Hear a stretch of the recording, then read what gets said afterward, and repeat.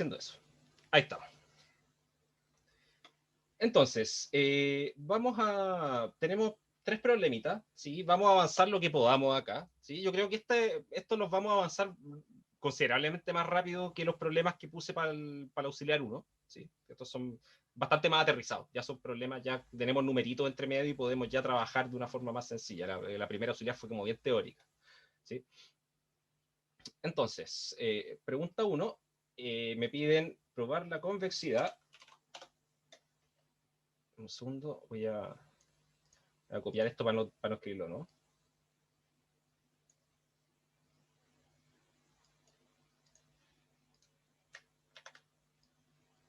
Ahí está.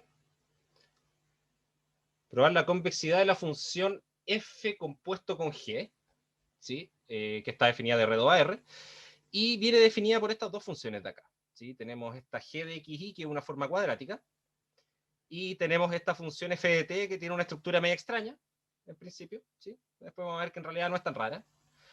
Y me dicen acá que q y epsilon, que son estas cosas que están metidas acá entre medio de la función f, son escalares positivos que están fijos, ¿sí? No sé si con el profe vieron, yo creo que sí, deben haberlo visto, lo más probable. ¿Qué se puede hacer en estos casos? ¿Cómo se puede estudiar la convexidad cuando hay composición de funciones?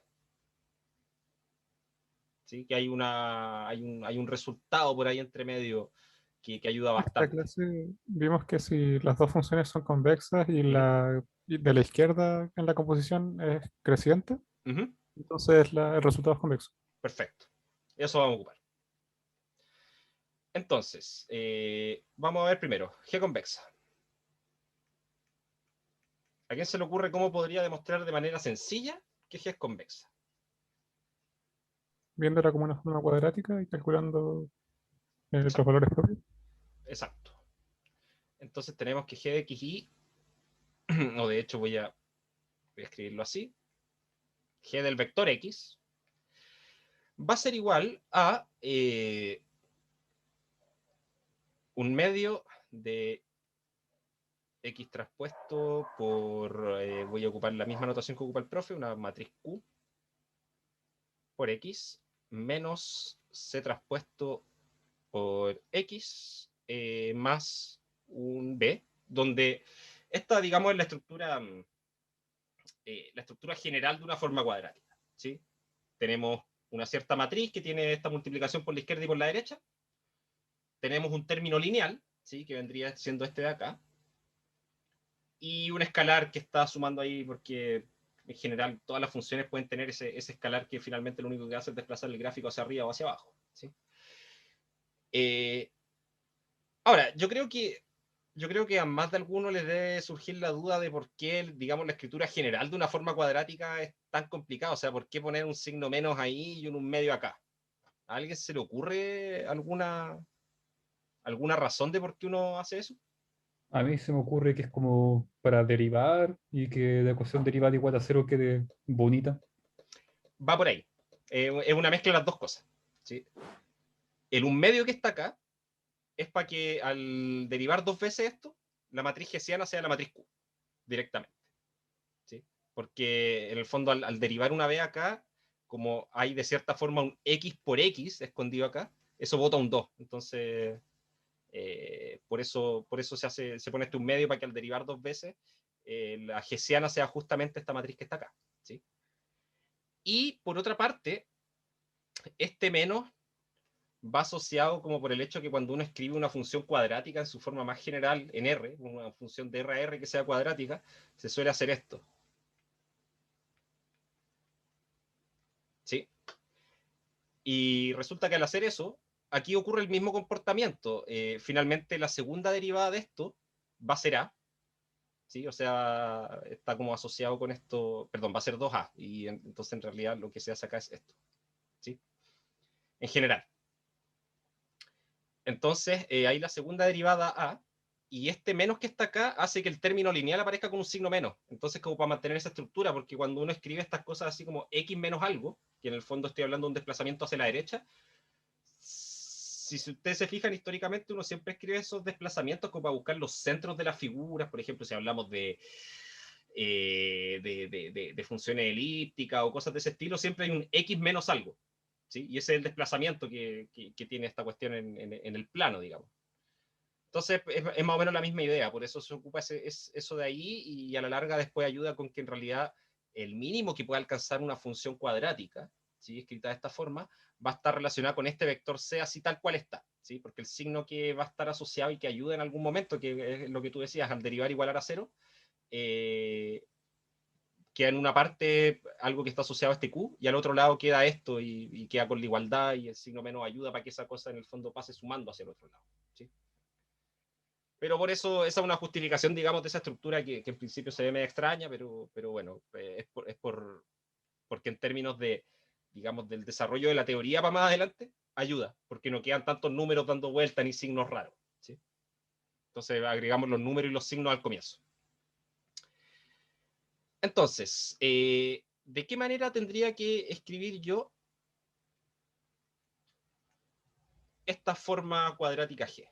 ¿Sí? ¿Cuál tendría que ser la matriz Q? ¿Sí? Y esta es una cuestión que ustedes deberían manejar al dedillo, si es que tuvieron un buen curso de álgebra lineal, ¿sí? De repente hay cursos de álgebra lineal que no se ve esa parte de formas cuadráticas, ¿sí? Pero en esencia lo que tengo que hacer acá, tomo los coeficientes que están asociados aquí al X y al Y, y esos van en la diagonal, ¿sí? Pero en este caso, como tengo un medio afuera, voy a tener que multiplicarlos por 2, ¿sí? Y aquí en esta otra diagonal, esta tiene que ser siempre una matriz simétrica, ¿sí? Entonces lo que voy a hacer es tomar la mitad de esto y lo voy a poner en estos valores, ¿sí? Pero como aparte tiro un medio hacia afuera, tengo que multiplicar por 2 todo para que se compense, ¿sí? Aquí las cosas cambian un poco por el un medio que ya está desde afuera, ¿sí? Y esta es la matriz, ¿sí? Ahora, yo lo voy a dejar acá porque esto va a ser súper útil para los problemas que vamos a desarrollar de aquí en adelante, ¿sí? En general,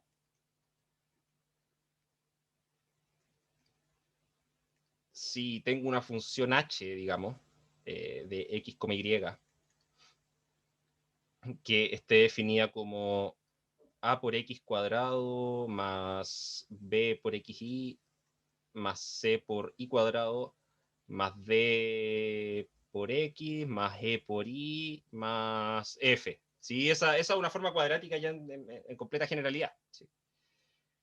Entonces,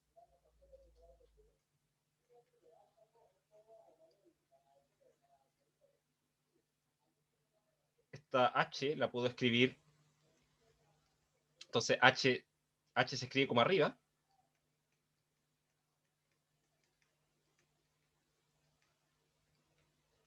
Donde aquí las cosas que tengo que tomar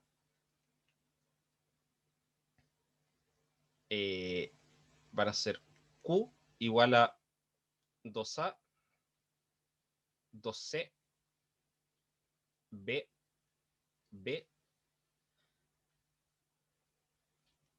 C igual al vector DE, y eso, ¿sí? Acá, esta cuestión quedó media extraña, ponerle ahí vector C para que se entienda, ¿sí? Para que no se confunda con el C que puse acá entre medio, ¿sí?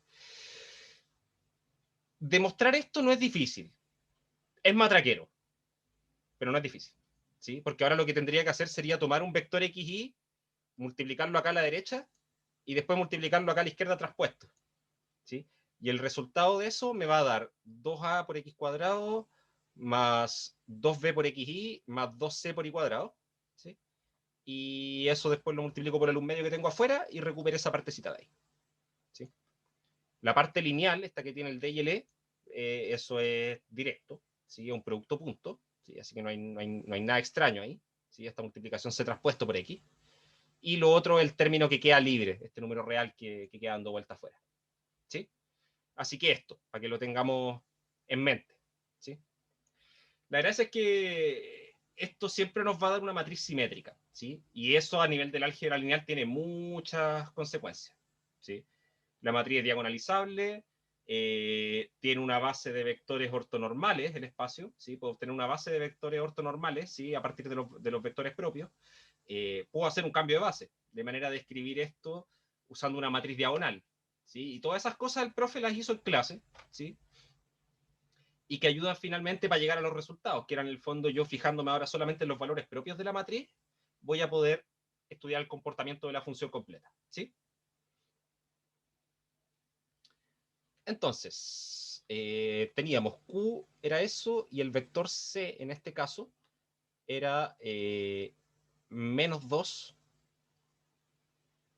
y menos 2, 1, perdón.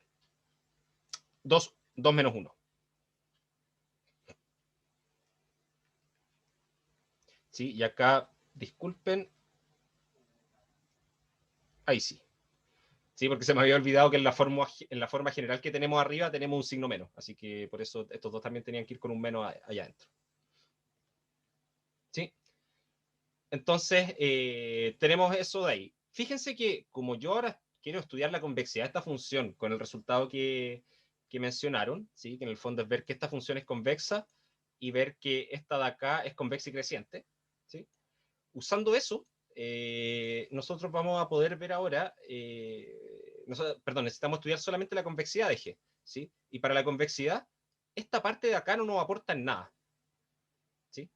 Porque en esencia, lo que se está sumando acá a la derecha, desde el menos en adelante, digamos, eso es una función lineal, que es cóncava y convexa al mismo tiempo, ¿sí? La parte esencial de la convexidad está metida en esta parte, ¿sí? Y por lo tanto, solamente tenemos que ver qué pasa con los valores propios de esta matriz.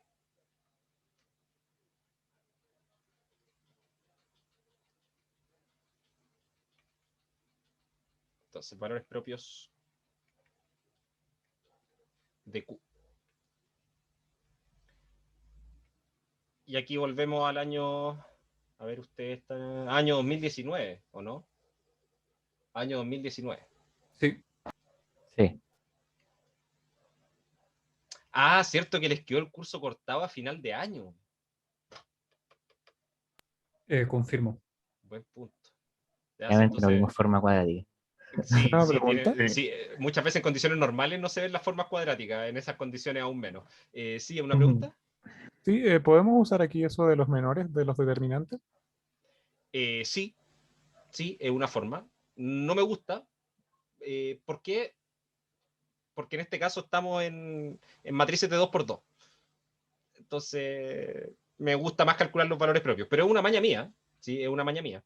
Pero sí funciona, porque de hecho, a ver, ¿cómo era esa cuestión? Este 2 es positivo, y el determinante de la matriz es 4, 4 menos 1 es 3. ¿Sí? Así que, ¿cómo era eso? Todos los determinantes de las submatrices son positivos, así que la matriz es definida positiva. ¿Sí? Así era, ¿cierto? Creo que sí. Estoy casi seguro que Sí, era así. así era. Sí. Sí, así era. ¿Sí? Pero como yo soy mañoso y ya tengo, ya pasé la barrera de los 30, así que tengo derecho a tener mis mañas, lo voy a hacer con valores propios. ¿Sí? Por completitud uno más, ¿sí? Da lo mismo. ¿Sí? Porque más encima en este caso sale sencillo, porque acá me queda una diferencia de cuadrado. Así que nos queda esto y esto. Y tenemos acá, esto es lambda, lambda menos 1 y lambda menos 3. ¿Sí? Así que listo, los valores propios son 1 y 3. Estamos completamente bien. Entonces así, Q es... ¿Qué puedo decir acá? ¿Es definida positiva? ¿Es semidefinida positiva? Definida positiva.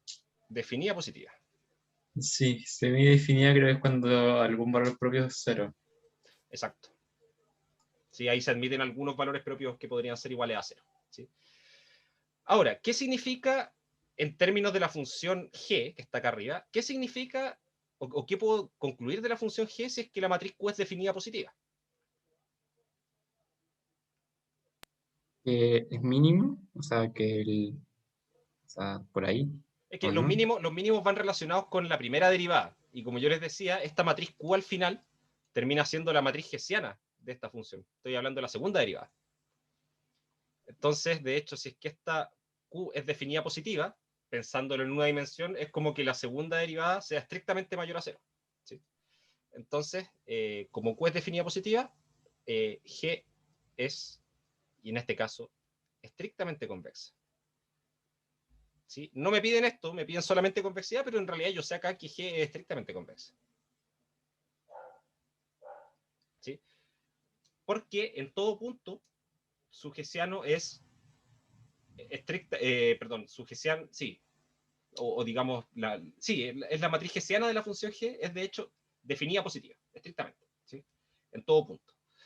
Entonces la función G es de hecho estrictamente positiva. Estrictamente convexa, perdón. ¿Sí? En particular es convexa, así que no me voy a preocupar por eso. ¿Sí? Yo necesitaba ver solamente la convexidad porque eso es lo que me pedían, pero voy a dejar claro eso también. Ahora, ¿qué nos faltaría? Tendríamos que ver que la función f necesitamos que sea convexa y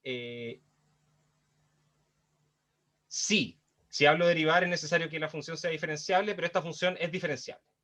¿Sí? Porque al final, al desarrollar esta cuestión, o al mirarlo acá, o sea, esta función g, son polinomios. ¿Sí? Así que su gradiente está bien definido. ¿Sí? Así que estamos bien. Y de hecho, su gradiente queda formado por funciones derivables también, porque van a ser cosas lineales, y ahí derivo de nuevo y tengo que esto queda como corresponde. ¿Sí? Y de hecho pasa lo que tiene que pasar con funciones de clase C2. Recuerden que hay un resultado para funciones de clase C2. Si una función es de clase C2, las derivadas cruzadas son iguales. ¿Sí? Y eso equivale a decir que el hessiano de la función es simétrico. ¿Sí? Y es justamente lo que pasa acá. ¿Sí? Aquí son varias cosas que se van, digamos, entrelazando entre ellas. ¿Sí? Entonces, para f necesitamos ver que f es convexa y creciente. Convexa y creciente.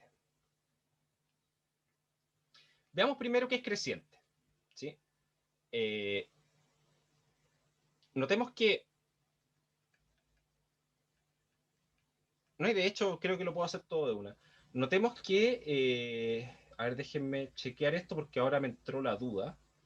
Si derivo ahí, tac, tac, y si derivo ahí, también. Sí. Notemos que f es de hecho una función de clase C1. ¿Sí? Típicamente acá, cuando uno quiere ver que una función es de clase C1, uno lo ve directamente casi siempre. Pero en este caso es un poquito más, hay que ensuciarse un poquito las manos, ¿sí? Porque como la función está definida por ramas, ¿sí? Tenemos que ver qué pasa en todas partes. Pero lo primero que podemos notar, ¿sí? Es que para t menor que este menos epsilon partido q, la función es constante igual a 0. Ahí es derivable y su derivada vale 0 en todas partes. Ni un problema. Estrictamente entre menos epsilon q y 0, y digo estrictamente porque voy a hablar de la derivada, ¿sí? Estrictamente dentro de este intervalo, tengo una función cuadrática en t. Así que también es diferenciable. ¿Sí? De hecho, es de clase C1 también. Y para t estrictamente mayor que 0, nada que dudar. Esto de acá es derivable. ¿Sí? Y la derivada, de hecho, vale 1 siempre. Así que estamos bien. Entonces nos faltaría ver qué pasa en los puntos de unión, digamos, de esta función. ¿Sí? Primera cosa. Fíjense que la función es continua. ¿Sí? Si me acerco a menos epsilon partido q por la izquierda, voy tendiendo a 0. Y cuando hago la evaluación, acá puedo hacer la evaluación, de hecho en menos epsilon partido q, háganlo. Esto da 0. ¿Sí? Es cosa de escribirlo un poco. Acá esto queda menos epsilon partido q, y al tomar eso al cuadrado y meterlo acá adentro, nos da un epsilon partido 2q. Entonces al sumar todo da 0. Y al evaluar esto en 0 nos da un epsilon partido 2q, y acá debería haberle puesto t estrictamente mayor que 0. ¿Sí? Hay un pequeño error ahí en la redacción. Pero si me acerco a t igual 0 desde la derecha, desde valores positivos, tiendo también a epsilon partido 2q. Así que la función queda continua. ¿Sí? ¿Cómo se ve esta función? Así como para tener una idea.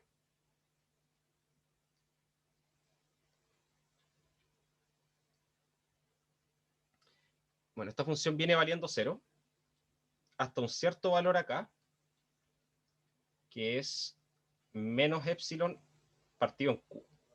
¿Sí? En menos epsilon partido en q, lo que hace es que se convierte en esta función cuadrática. ¿Sí? ¿Cuánto valía en...? Dijimos que valía 0 en epsilon partido q, y después vale epsilon partido 2q en 0. ¿Sí? Y en realidad lo que va a pasar con esto es que esta segunda parte lo que va a ser algo así. De hecho, podemos chequear después que estamos parados justo en el vértice de la función. Y después esto sigue lineal hacia allá. Y el punto importante es que en estas uniones, las derivadas que se topan laterales son iguales. ¿Sí? Lo que hace que nos quede una función de clase C1. ¿Sí? Fíjense que esta función, cuando yo la derivo, ¿sí? Nos va a dar Q por T partido en epsilon más 1. ¿Sí? Esta otra parte de acá da 0 al derivarla, y esta de acá da 1 más epsilon partido 2q. Perdón, da 1, simplemente. ¿Sí? ¿Qué pasa con esto? ¿Sí? Si yo tomo acá la derivada y la evalúo esta en menos epsilon partido q, esto de acá nos va a dar 0. ¿Sí? Así que coincide con la derivada que viene por este lado. Y si me acerco a t igual 0 acá, esto se va acercando a 1. Y esto también vale 1 de ahí en adelante. ¿Sí? Entonces eso hace que esta función quede de esta forma. Acá debemos calcular a mano. Ya vimos que era continua, eso no era nada complejo. ¿Sí? Los valores de f' en menos epsilon partido q y f' en 0. ¿Sí? Cosa que no vamos a hacer directamente porque eso es un ejercicio dentro del cálculo. ¿Sí? Y creo que con las justificaciones que vi, esto está ya más que claro. ¿Sí?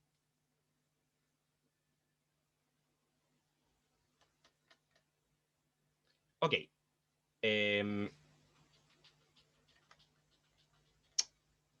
Lo otro. De aquí también queda en evidencia, ¿sí? Que esta función de acá es creciente.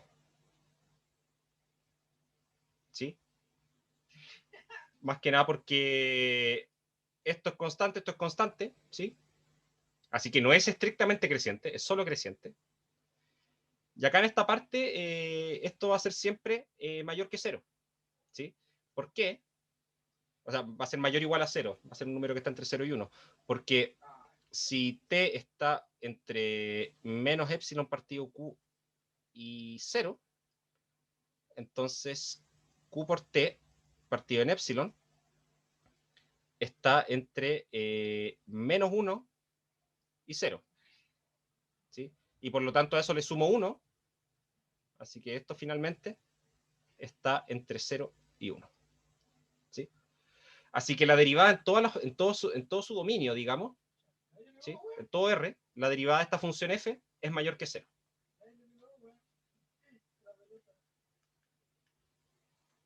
Es mayor o igual que 0, perdón.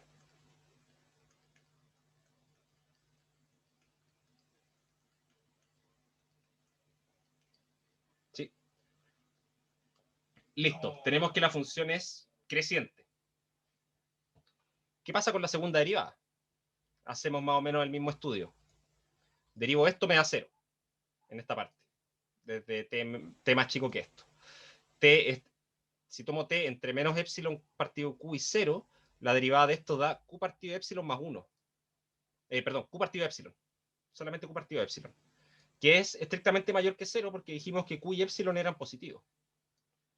Y la derivada en esta parte da 0. ¿Sí? Así que en cualquier parte, ¿sí? Esta función tiene segunda derivada mayor a 0. ¿Sí? Ahora yo les pregunto, ¿eso me permite concluir o no? Hay un detalle que dentro de lo que acabo de mencionar que hay que tener ojo. ¿Puedo concluir a partir de eso que la función f es convexa?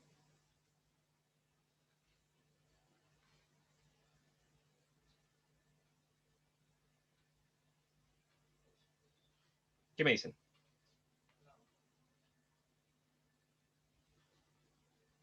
Diría que no, pero solo porque me estoy preguntando. Ya. ¿Alguien tiene una idea? Es verdad, no se puede. No sé. Para llevar a la contraria a Pablo, digo que sí. Habría que ver si es clase C2, ¿no? Exacto. Y no es de clase C2. Porque la segunda derivada en este primer intervalo da 0, en el segundo también da 0, y en este de acá al medio da q partido de epsilon, que es un número estrictamente positivo. Esa función que me da ahí, en los puntos, digamos, de la unión de los intervalos, no puedo poner ningún valor de manera que esta cosa sea continua. ¿Sí? Porque la cuestión se pega a saltos. Vale 0, después algo sobre 0 y después 0 de nuevo. Entonces la función no es de clase C2. Entonces, no podemos, ocupando la segunda derivada, es imposible determinar si esta función es convexa o no. ¿Sí? Porque la función no es de clase C2. Pero hay algo que es un poquito menos restrictivo. ¿Sí? Que es decir simplemente que la primera derivada, ¿sí? Si la función es de clase C1, me basta con chequear que la primera derivada es una función creciente. ¿Sí? Y eso, claro, en el caso en que la función además sea C2, equivale a que la segunda derivada es mayor o igual a 0. ¿Sí? Pero si la función es solo de clase C1, yo lo que voy a chequear es que la primera derivada sea creciente. ¿Sí? Cosa que no hay para qué justificarlo mucho. Ya vimos, la primera derivada es una función continua. Y es esto, después una recta con pendiente positiva, y después vale 1. Así que es una función creciente. ¿Sí? ¿Me compran eso? ¿Me la creen? ¿O sienten que le estoy metiendo un golazo por ahí entre medio? Está bien. Sí, Yo creo que el golazo era lo otro. Si le hubiera dicho directamente estas funciones de clase C2 sin mostrarlo, y que de hecho era súper falso. Entonces, esta condición de que decimos que f o g es convexa si f es creciente y convexa, también podría ser f es C1 y derivada positiva, que es lo mismo que decir creciente. Claro, claro, exacto.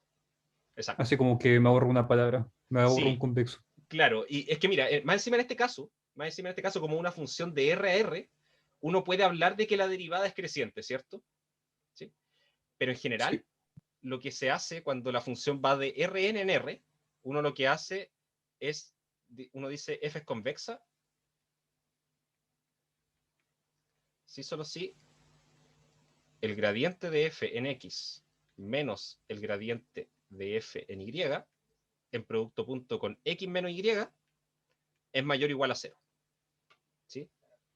Y esto es como ver que esto sea creciente en muchas dimensiones. ¿Sí? Porque si bien la función es a valores reales, en R2, por ejemplo, en el caso más simple, en R2 yo no tengo un orden de los vectores. Entonces no puedo determinar qué vector es menor que el otro para después chequear los valores de la función. ¿Sí? Menos lo voy a poder hacer con los gradientes, que ya son funciones que van a Rn también. ¿Sí? Son funciones de Rn en Rn. Entonces, esta cosa de acá es lo que hace las veces de definir si la función es creciente o no. ¿Sí? Porque si reduzco esta escritura a una dimensión, resulta que lo que voy a estar diciendo va a ser derivada en un punto menos derivada en otro punto, multiplicado por la resta de los dos puntos. Entonces, si el x es más grande que el y en R, ¿sí?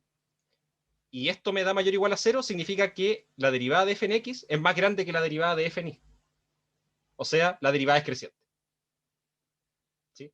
Entonces, de hecho, esto, pasado a una dimensión,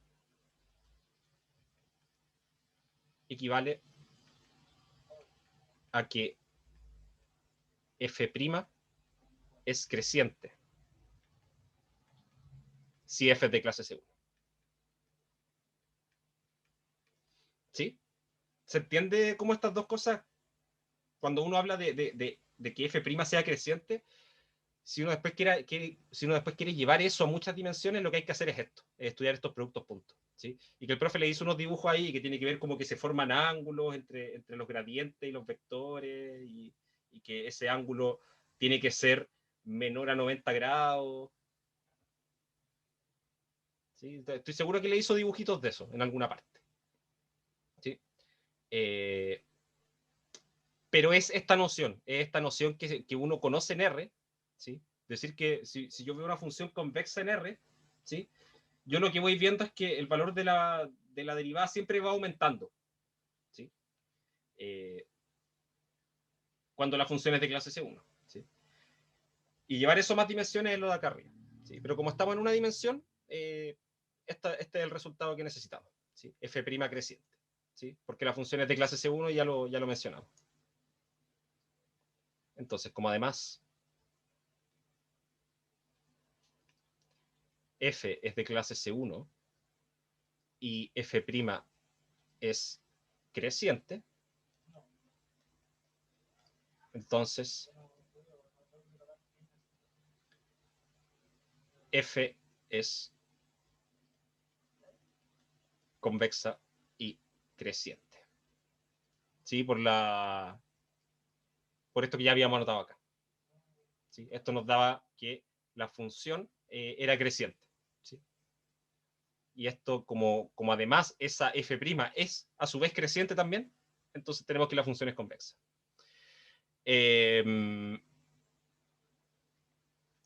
Así. Como G es convexa, que de hecho era estrictamente convexa, pero me basta con convexa ahora. Y F es creciente y estrictamente convexa. Perdón, creciente y convexa. Entonces, F compuesto con G es una función convexa. Ahora, yo les pregunto. En este caso particular, nosotros teníamos que la función G era estrictamente convexa.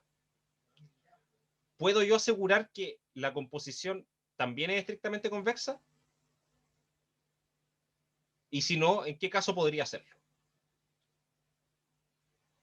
Yo creía que depende también de F.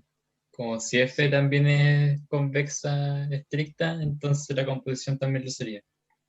Claro, va por ahí. Yo de hecho, no estoy seguro cómo es el resultado. Sé que es falso. ¿Sí? Sé que en este caso la función f compuesto con G no es estrictamente convexa, pero no lo veo tanto por la convexidad estricta de f, sino que lo veo por la monotonía de f. ¿Sí? Porque, no, creo que se necesitan las dos cosas. ¿Sí? Se necesita que sea estrictamente convexa y además que f sea estrictamente creciente. ¿Sí? Porque si no, podría la función f estar mandando dos puntos distintos al mismo. ¿Sí? Y eso me podría matar la desigualdad estricta en la convexidad. ¿Sí? No recuerdo cuál es el resultado específico, ¿sí? Porque fue una pregunta que se me ocurrió ahora que estaba terminando de escribir esto. ¿Sí?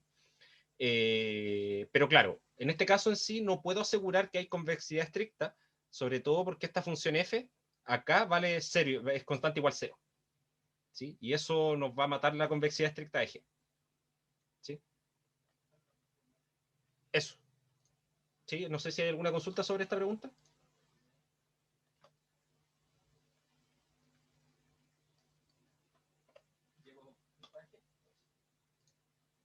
Ya.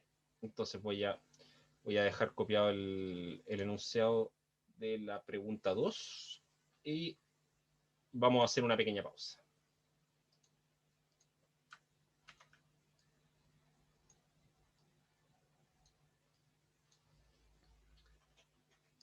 Ok, les voy a dejar ahí la pregunta 2. Vamos a seguir en 15 minutos. Sí, vamos a seguir a las 5. No, en 10 minutos. A las 5:15 vamos a seguir. ¿Ya? Terminamos 1/4 para las 6. ¿Sí? 1/4 para las 6 vamos a terminar.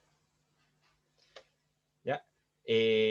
Así que vamos a seguir con esta pregunta después. Y mientras tanto los voy a dejar con un poquito de música. ¿Ya? Estamos hablando de 10 minutitos. Ahora sí. La pregunta 2. Me pide analizar convexidad, estricta convexidad, así como también la coercividad de estas funciones en R2 y encontrar los mínimos globales en caso de existir. ¿Sí? Yo creo que voy a hacer uno solo de estos problemas. ¿Por qué? Porque quiero que veamos el problema 3 también. ¿Sí? Pero finalmente haciendo uno de estos, el resto es básicamente lo mismo. ¿Sí? La única diferencia un poco es en el tercero,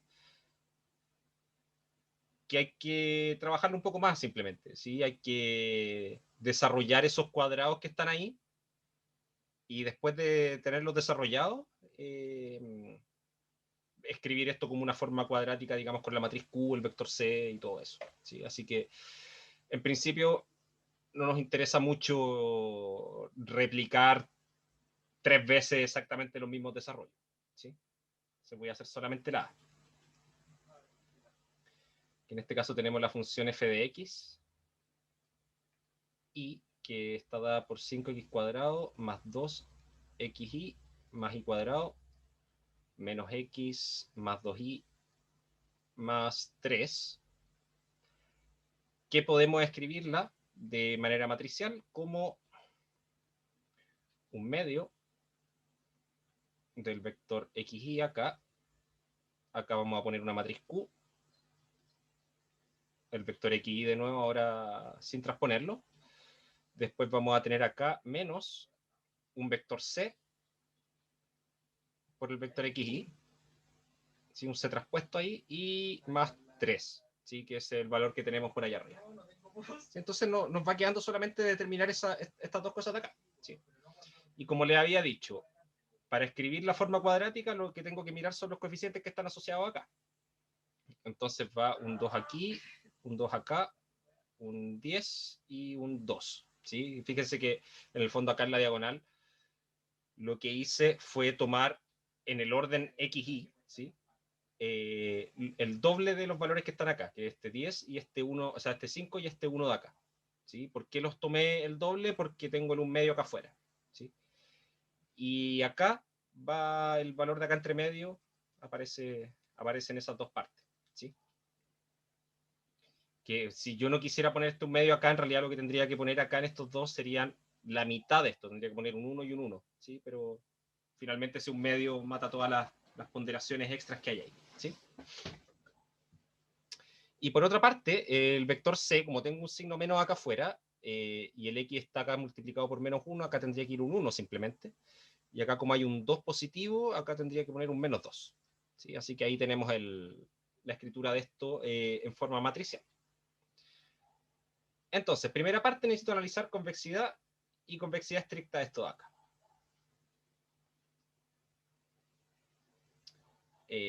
Convexidad. ¿Sí? De hecho, acá solamente analizando la convexidad vamos a ver si esa convexidad es estricta o no.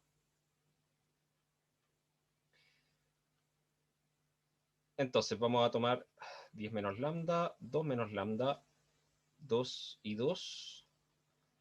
Esto de acá nos va a dar un 10 menos lambda por 2 menos lambda, menos 4. Y eso hay que desarrollarlo un poquito más, que esto nos da a ver 20 menos 12 lambda más lambda cuadrado menos 4. Así que esto al final nos da lambda cuadrado menos 12 lambda más 16. Ya, y esta cosa de acá, no veo una forma directa de factorizarlo. ¿Sí? Así que vamos a sacar las raíces.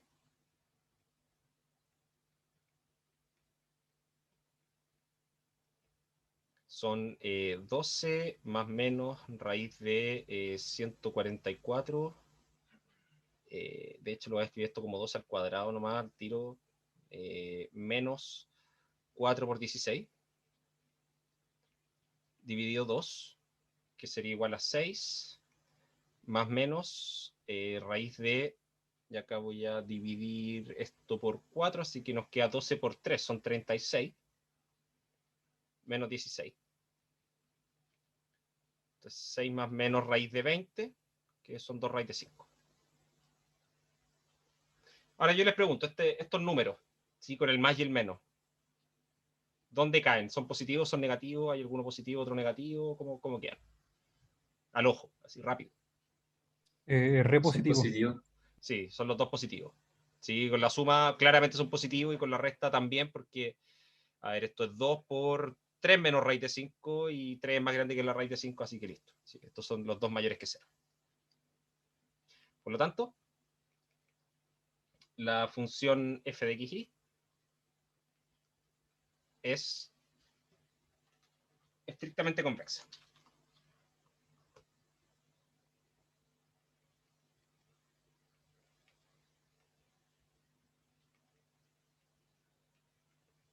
Listo. Ya tenemos eso. Ahora, me preguntan por la coercividad de esta cosa. ¿Sí? ¿Alguien recuerda cómo puedo estudiar yo la coercividad de una forma cuadrática?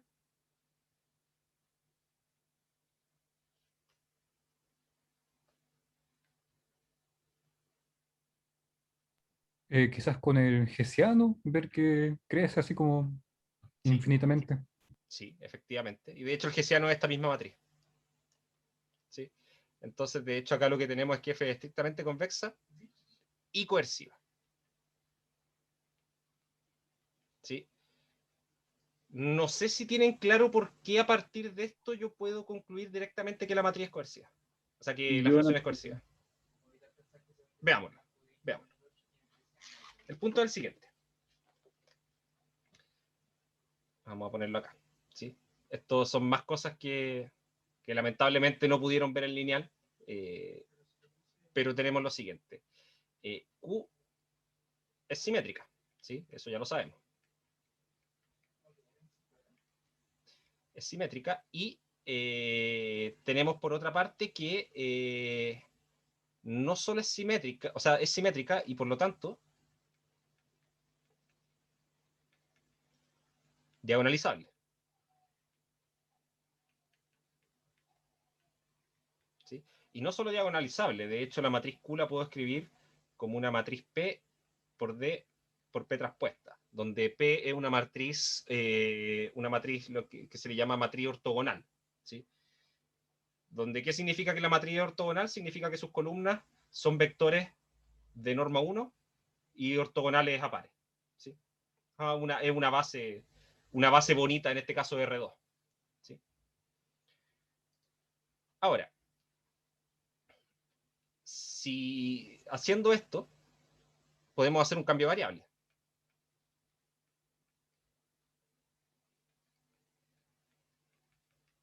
Si definimos z igual a p traspuesto por x, ¿sí? Y ojo acá que como esto está asociado a la diagonalización, estas matrices son invertibles, ¿sí? De hecho, la inversa de p es la matriz p traspuesta, ¿sí? Por la construcción que surge de los resultados de álgebra lineal. Entonces, resulta que esta función f de xy, o de hecho ahora la voy a poder escribir como una función de u, b, que va, a ver cómo lo escribo, no, lo voy a escribir así, f de z, la voy a escribir como un medio de z traspuesta por d por z, menos, acá voy a tener un vector c tilde traspuesto por z, más este número que estaba dando vueltas, ¿sí? Que era este 3, ¿sí? Este de acá arriba. ¿Sí? Donde el vector c tilde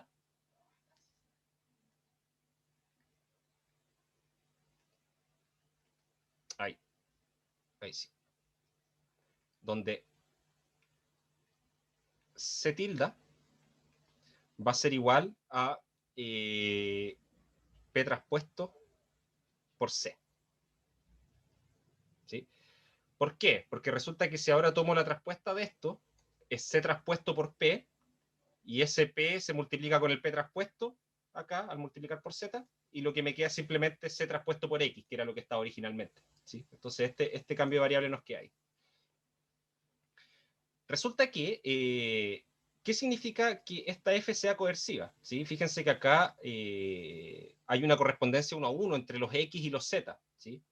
Así que de hecho, si X tiende a infinito, Z también, y viceversa. Si Z tiende a infinito, P también.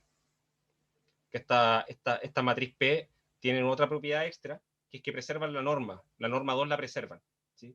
Porque finalmente las matrices que son de esta forma, ¿sí? que finalmente su inversa es la traspuesta, son simplemente matrices de rotación, ¿sí? Lo único que hacen es tomar el vector y rotarlo, así que no le cambian el tamaño, ¿ya? De hecho, en general, estas matrices de 2 por 2 que son así, son matrices que en su diagonal tienen coseno de un ángulo, y en la otra diagonal tienen menos el seno del mismo ángulo, y en la otra tiene el seno del ángulo. ¿Sí? Y esa matriz cumple todas esas propiedades. ¿Sí? Y solo, lo único que hacen es rotar el espacio. Entonces, mi pregunta es si yo puedo hacer que esto de acá se vaya a infinito de alguna forma. ¿Sí? Y me basta con hacer lo siguiente.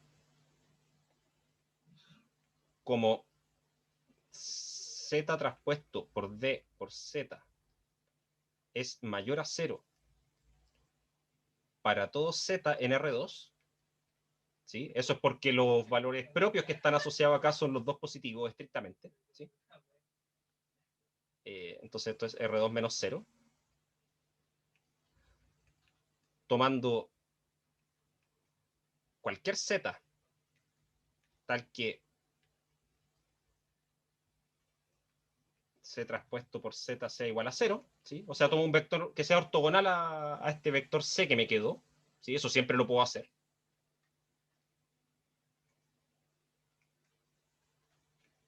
Entonces, F de mu por Z va a ser igual a 1/2 de mu cuadrado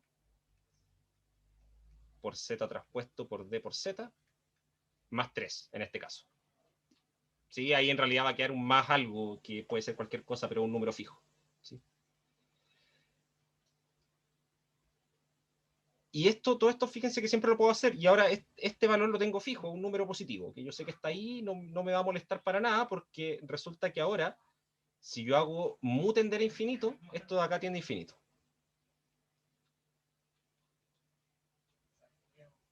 ¿Sí? Además, la norma de mu por z es simplemente valor absoluto de mu por la norma de z. ¿Sí? Y el z lo tengo fijo. ¿Sí? De hecho, yo podría haber hecho todo esto acá, incluso tomando un z de norma 1. ¿Sí? Entonces, hacer tender mu a infinito es lo mismo que hacer tender la norma de esta cosa a infinito. ¿Sí? Entonces, demostré que si me voy a infinito, esta cosa de acá se va a infinito. ¿Sí? Al menos en este caso. ¿Qué pasaría si es que no puedo, o sea, si es que tomo otro z cualquiera, ¿sí? Y no uno que haga que esto sea 0? Bueno, en realidad ahí es un poco más elaborado el asunto, pero es darse cuenta que la única diferencia va a ser que acá me va a quedar un mu cuadrado nuevamente, y acá me va a quedar un mu, ¿sí? Entonces la función que me va a quedar en términos de mu va a ser una función cuadrática en R, y que el primer término, digamos, está ponderado por un número positivo, o sea, es una parábola con apertura hacia arriba, ¿sí? Y eso va a tender a infinito, ¿sí? Independiente del valor que me dé finalmente este c traspuesto por z. ¿Sí? Podría ser un número muy grande, cosa que acá le esté restando algo muy negativo, pero al hacer mu tender a infinito, la parte cuadrática le va a ganar a la parte lineal. ¿Sí? ¿Se entiende? Sí, profe. Gonzalo. Gonzalo, una Sí, consulta. dime. En este caso, pero nuestra Q no es simétrica, ¿o no? Sí, sí es simétrica. Es esta. ¿Sí? Tengo ahí la diagonal, que ahí me da lo mismo lo que pase, y estos dos son iguales. Ah, ya, perfecto. ¿Sí? Eso. Sí, entonces, Eh, eso, oye, sí, Es que no te caché porque existe el cambio de variable con Z igual que transporte por X. ¿No hubiera servido hacer la misma cuestión con mu por X, por ejemplo? sí, sí, pero esto lo quise hacer más que nada para mostrar el por qué también sale la parte del hecho de que esto sea definido positivo. También ayuda a estudiar, digamos, la coercividad directamente y la convexidad. En el fondo, explicar por qué me basta solamente con conocer los valores propios. ¿Sí? Porque lo único que hice en el fondo fue, en vez de tomar la f como estaba definida en un principio en R2, lo que hice fue rotar su dominio, y ahora estas cosas se ven más bonitas. Porque si esto yo lo veo como un vector Z1, Z2, esta cosa acá no va a tener multiplicaciones entre medio de Z1 por Z2, sino que esto va a tener como un número, que va a ser uno de los valores propios, por Z1 al cuadrado, más el otro valor propio por Z2 al cuadrado. ¿Sí? Entonces ya no se da este efecto que se daba acá, por ejemplo, por este 2xi, ya no está haciendo ninguna pega. ¿Sí? Es más que nada por eso, ese procedimiento de, en el fondo, hacer este cambio de base, es más que nada para estudiar la función, digamos, en una rotación del dominio, ¿sí? Pero donde ahora está derechita la figura, ¿sí? Que ahí de hecho la puedo identificar, o sea, puedo decir que la ecuación que queda acá tiene esos dos términos cuadráticos, que son un z1 cuadrado y un z2 cuadrado, tienen un z1 y un z2 lineales acá. Entonces esto lo puedo convertir y escribirlo y ver si esta cuestión está relacionado con una elipse, con una circunferencia, cosas de ese estilo, ¿sí? Pero por eso quise hacer el cambio, ¿sí? Más que nada como porque ahí se ve más directo acá, que esto da mayor que cero, ¿sí? Porque este producto va a ser uno de los valores propios por z1 al cuadrado más el otro valor propio por z2 al cuadrado. Y eso ahí uno ve directamente que eso es siempre mayor o igual a cero, independiente de los valores de Z1 y Z2. ¿Sí? De hecho, mayor estricto si es que los dos valores propios son mayores estrictos. ¿Sí? En cambio acá, si yo tomara solamente esta parte, solamente la parte cuadrática, es un poco más complejo analizar si es que qué es lo que está pasando con esta figura completa, digamos. ¿Sí? ¿Se entiende? Sí, sí te cacho. O sea, al final te aproveché de que es diagonal porque sí queda todo rotado de forma súper linda y salen al tiro los términos. No hay Exacto. como que con Exacto. una Sí. variable buena. Pero como decían, o sea, no es esencial para esta demostración, en el fondo, para ver por qué en este caso esta cosa era coerciva, porque podría haberlo hecho simplemente con el X, ¿sí? Pero era como para tener esa idea fija también, que en el fondo es aclarar por qué me basta con los valores propios y no me importa nada más de la matriz, ¿sí? Eso. Entonces la función esta es estrictamente convexa y coerciva, ¿sí? Ahora, en este mismo caso, que es cuando tenemos que los valores propios son todos positivos, ¿sí? Bueno, son los dos positivos, si no tenemos más en realidad, podemos encontrar mínimo global de esta función. ¿Sí? Además,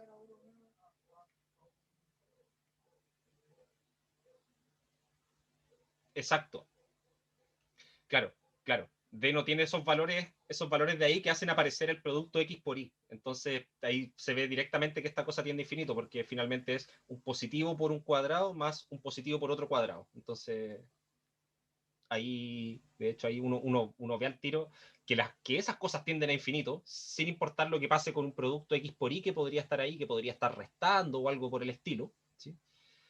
Y eliminamos esa dependencia en el fondo. ¿Sí?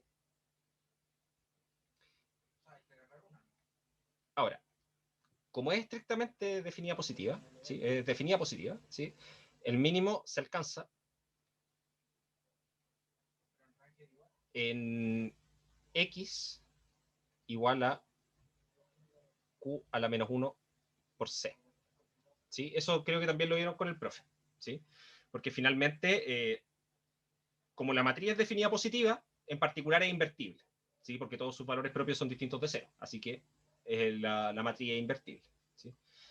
Y si yo hago el trabajo de tomar esta cosa de acá, ¿sí? La forma cuadrática, derivarla, igualarla a cero, lo que nos va a quedar es la condición que Q por X tiene que ser igual a C, ¿sí? Y eso en general, independiente de si la matriz es definida positiva o no, ¿sí? Pero en el caso en que es definida positiva, de hecho tenemos que esta matriz es invertible y por lo tanto el X me queda definido de forma única, ¿sí? Así que el mínimo global se alcanza, ¿sí? Entonces, ¿cuánto vale Q a la menos 1? ¿Sí? Teníamos que Q era la matriz que tenía 10, 2, 2, 2. Entonces, Q a la menos 1 es la matriz 20, 20 menos 4 es 1 partido 16. Y acá, ¿aló? ¿Sí? ¿Estoy? ¿Me escuchan? Sí, sí, se escucha. Sí, Ah, sí, ya. sí, sí. Ya, así que como vi que alguien preguntó si me había caído. Y se me fue la onda. Denme un segundo. 2, 10, menos 2, menos 2. Creo. Sí, eso. ¿Sí? ¿Se acuerdan cómo invertir matrices de 2 por 2 así? Divido por el determinante de la matriz, intercambio los términos de la diagonal principal y los otros dos los dejo donde están, pero con el signo cambiado. ¿Sí? Y listo, ahí tenemos ¿cómo se llama? La inversa. ¿Sí? Entonces, este X es igual a 1 partido 16 por 2, menos 2, menos 2, 10. Y el vector C, que habíamos dicho arriba, que era, lo perdí, acá, 1 menos 2. 1 menos 2. Esto es 1 partido 16. Acá tenemos 2 más 4 son 6. Y tenemos menos 2, menos 22. Y eso es lo que se pueda simplificar. Vamos a dejarlo ahí, sí, total. Ese es el punto. En ese punto se alcanza el mínimo de la función. ¿Sí? Acá no les pido encontrar una expresión bonita para el mínimo, les pido encontrar el mínimo, ¿no? ¿Sí? Así que ahí está. Y es mínimo global. ¿Sí? No es solamente un mínimo local. ¿Sí? Porque la función es convexa, de hecho es estrictamente convexa, así que es el único punto que alcanza el mínimo. ¿Sí? Y ahí es donde los resultados se hacen consistentes, porque eso es en general para una función convexa. ¿Sí? Si una función es estrictamente convexa y alcanza su mínimo, se alcanza en un solo punto. ¿Sí? Y acá, el hecho de ser estrictamente convexa se relaciona directamente con el hecho de que la matriz Q es invertible. Y a partir de la invertibilidad de la matriz Q, puedo sacar el punto donde se alcanza el mínimo. ¿Sí?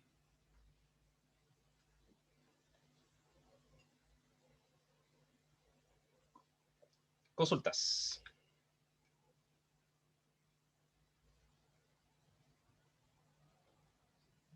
Exacto. Sí. Sí, porque al final lo que se ocupa ahí es que técnicamente yo lo que hago es tomar esta forma cuadrática que tenía,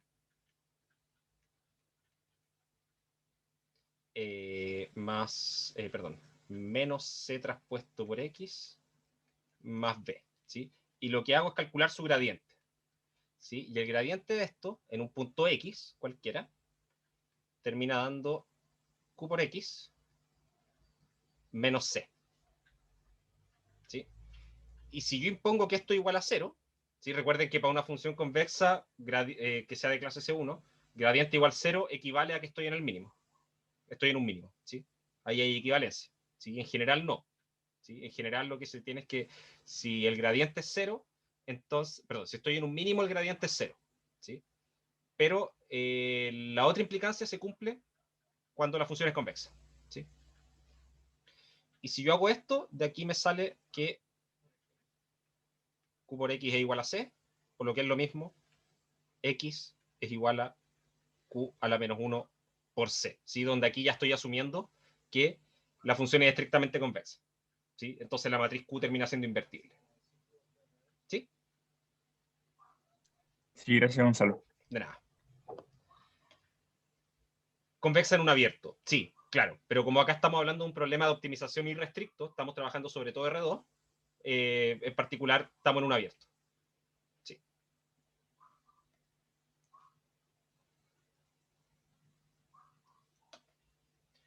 y por lo que estoy viendo, me quedan 3 minutos, así que no voy a alcanzar a hacer en su completitud este problema, ¿sí?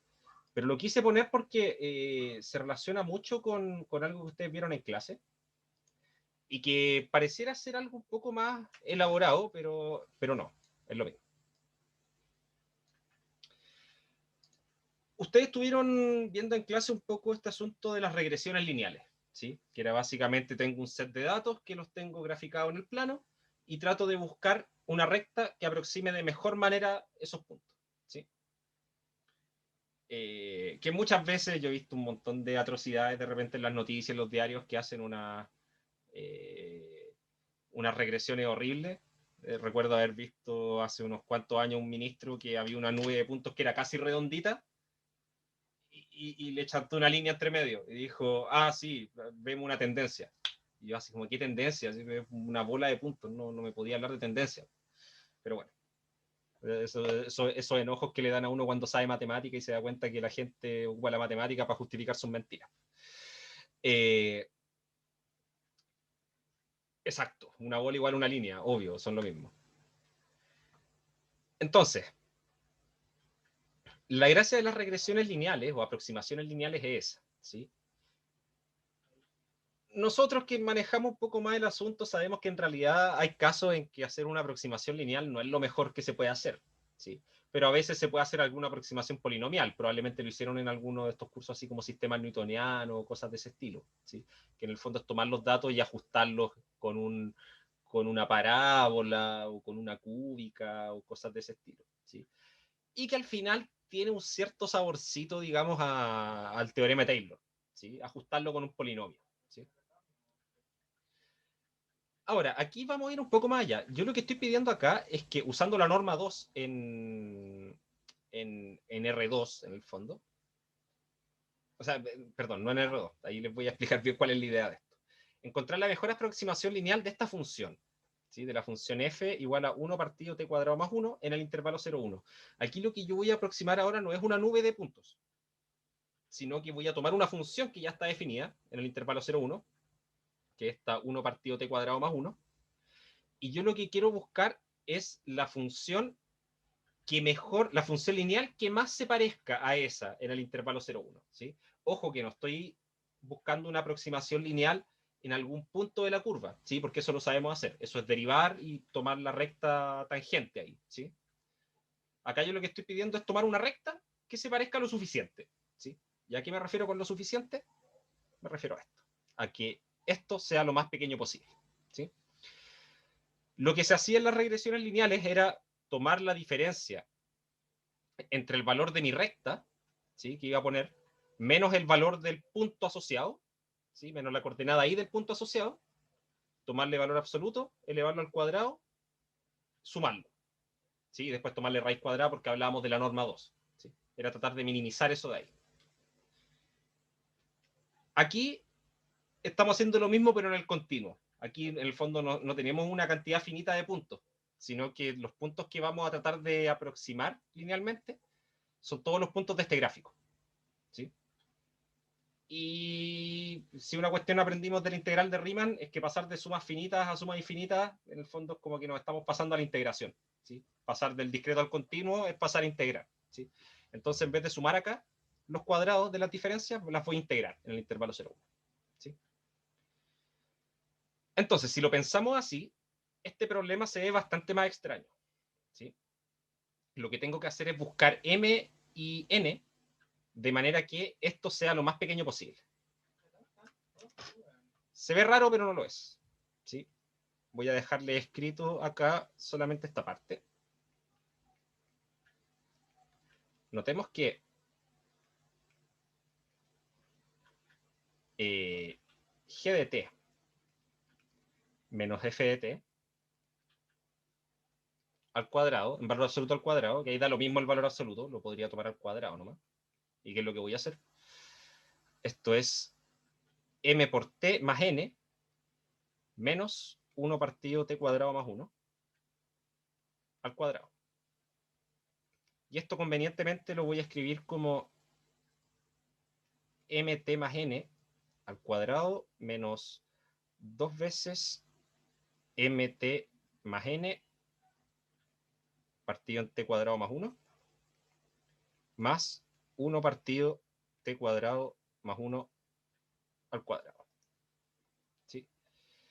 Esto implica que el integral entre 0 y 1 de esto de acá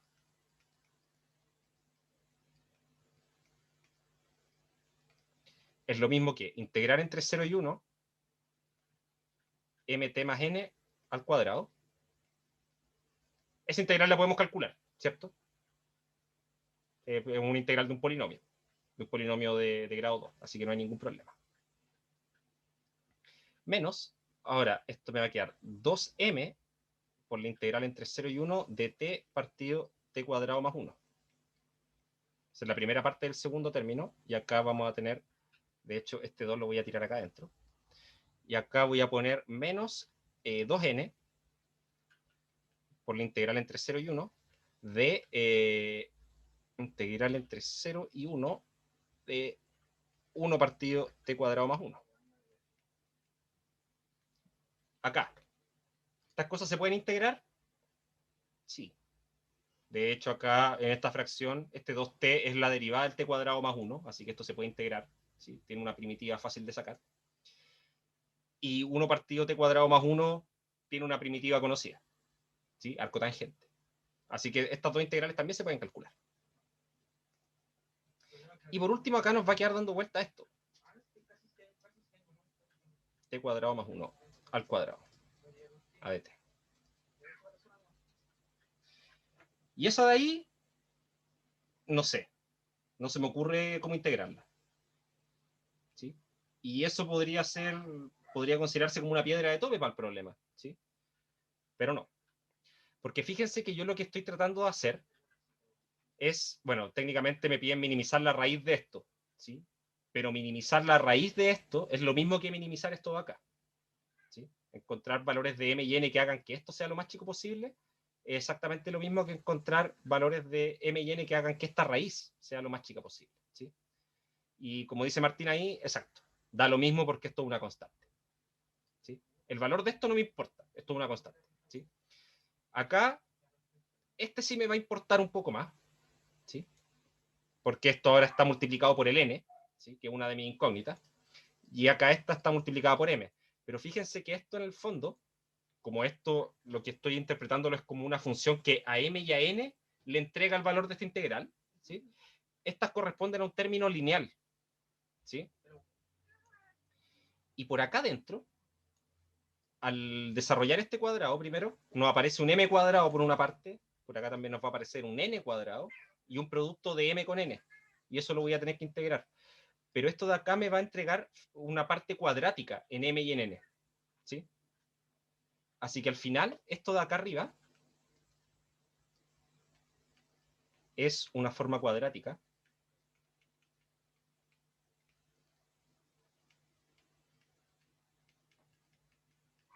en las variables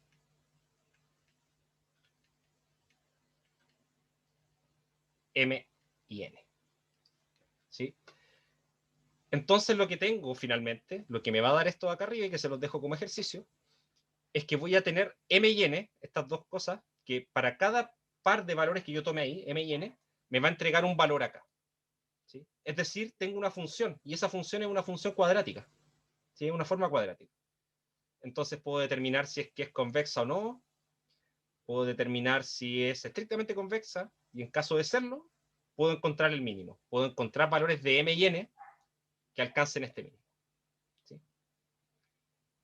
Y spoiler, sí, ese mínimo va a ser único. No, me entró la duda.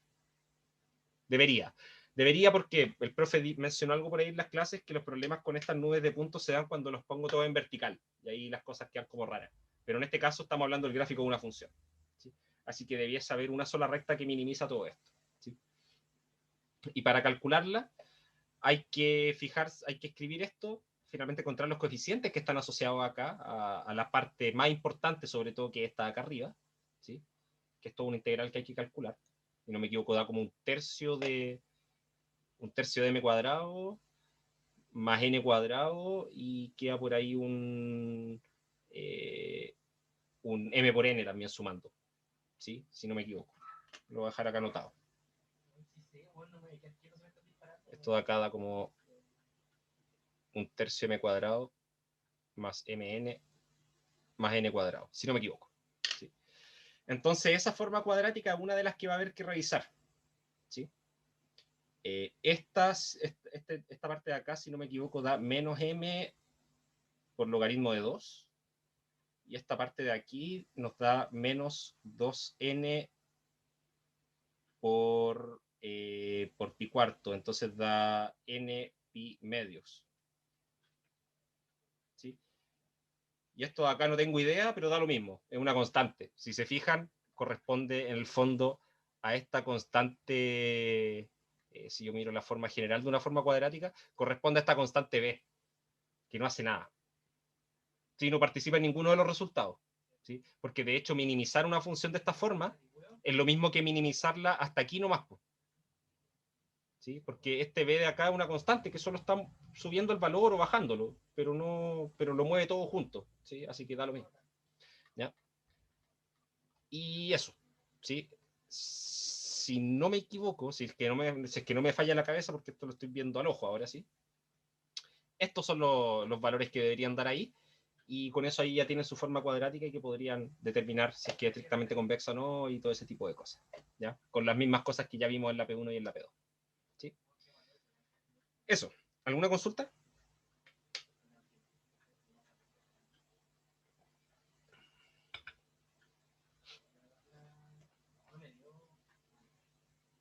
Ok, entonces si no hay nada, lo dejamos hasta acá y nos vemos la próxima semana, creo. Sí, debería... no hay ningún feriado, no sé, estoy súper perdido. No, parece que no.